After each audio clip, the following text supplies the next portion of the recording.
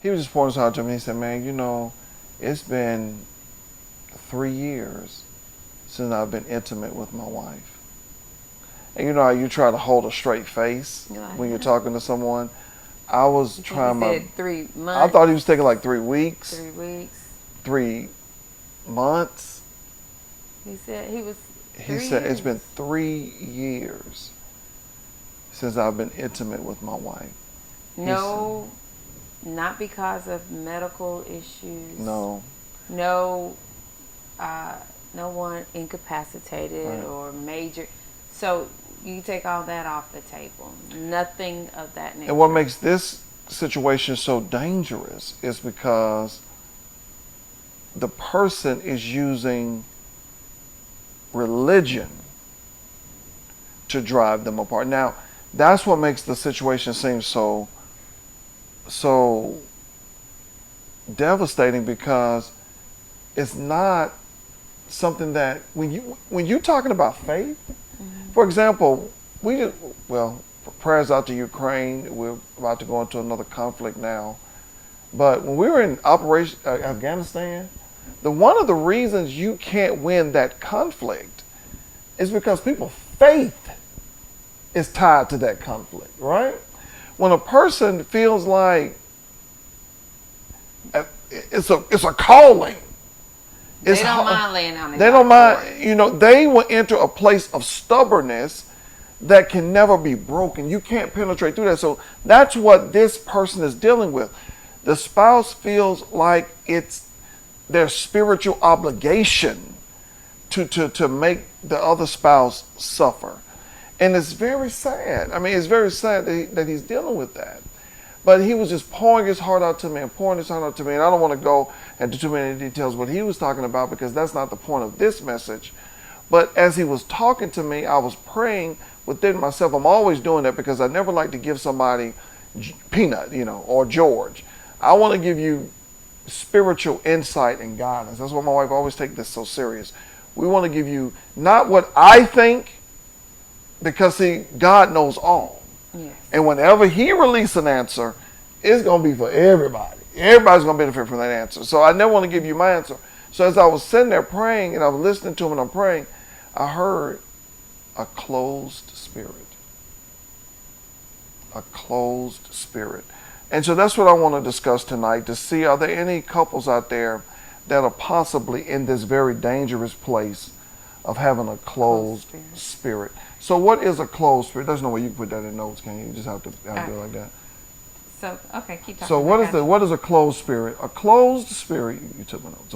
I'm sorry. There you go. A closed spirit is when there is a deep hurt. I mean, the hurt is so deep, it stops you from being vulnerable with the person that you love. All communication, open communication, cease. Mm-hmm. It's a deep feeling of rejection, hurt, till you're at a place where you're just numb to pain. You know what it makes me think about? Mm-hmm. And you probably can better articulate the story, but my father used to always talk about, you know, a closed hand. You can't get nothing in it. People sometimes, you've heard some of the older generation talk about money, and you can have your fist closed so tight that you're trying to hold on what you have, but you can't get anything in. And so a closed spirit is like that. Right.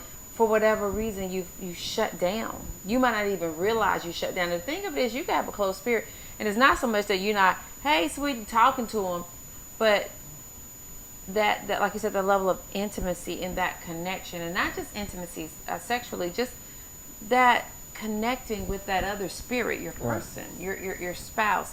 You're closed, and it's like you're closed whether you're trying to protect yourself because of past hurt or whatever the case may be, but you're closed. But also you can't get anything in. Nothing's going out and nothing's coming in. And that's what the thing he was talking about. And shrivel up. When you said that about that closed fist, that brought this so much clarity to it, because one of the things I was talking to him about, I said, well, man, have she discussed this with you, or has she discussed that with you? And you know what he said? He said, I'm tired of listening. His spirit has been closed. He said, I'm beyond the point. I don't even want to communicate no more. I don't want to talk about it no more. I'm done. Your spirit has been closed. Now, here's the danger of having a closed spirit is when your spirit is closed, it can't be healed. Wow. So even if you move on from that spouse, when you go to the next person, you're not going to be able to love them the way they deserve to be loved because you haven't opened back up to love. So you're going in it closed. That's the danger of having a closed spirit. You closed everything off and you're almost numb. Well, and think about it like this. I was thinking about it, and we'll go into detail in the future, not trying to point fingers who's right and who's wrong or what's going on or who's at fault.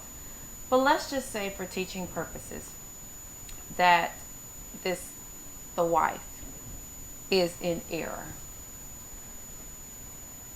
But her being in error, but now his spirit is closed. Right. So he may have been wronged, but because of where he's allowed it to take him, that it has the possibility, like you said, if he does move on, future relationships, he's doing even more damage to himself because now his spirit is closed. Right. Right. You know? Mm-hmm.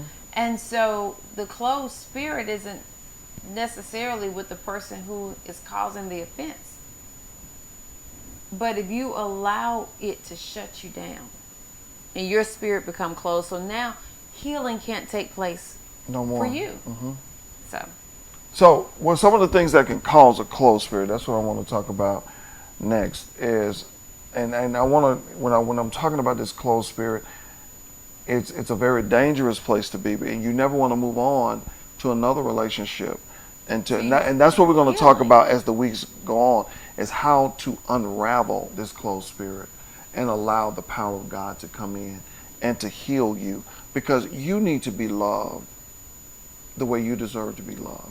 And when you go into a relationship, that person needs to be loved the way they deserve to be loved. So, number one, what causes a closed spirit is trauma. yeah. Trauma.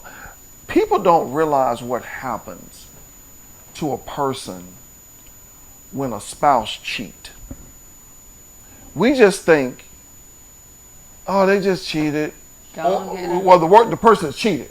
They always like, well, you just need to get over it. You need to just forgive me. You need to just move on. You need to just move forward. You need to just... But you don't realize... I know you got the text. No, that's fine. Oh, you don't realize the trauma that you have caused in that person. Uh-huh. And that trauma can cause a person's spirit to close. They could never trust again, possibly. And this is a whole nother aside. Go But ahead. this just, when you said that, it just kind of did something to me. You got to give account for that kind of stuff. Yeah. You got to give an account for... Now, people are responsible for their behaviors and how they move on from there, but you got to give an account for doing that to someone. I went through a situation now, not cheating in our relationship. This situation has nothing to do.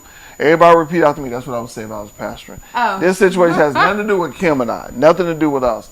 I don't remember what it was. Okay, I remember what it was. Okay. I was trying to get this job. I wanted this job so bad.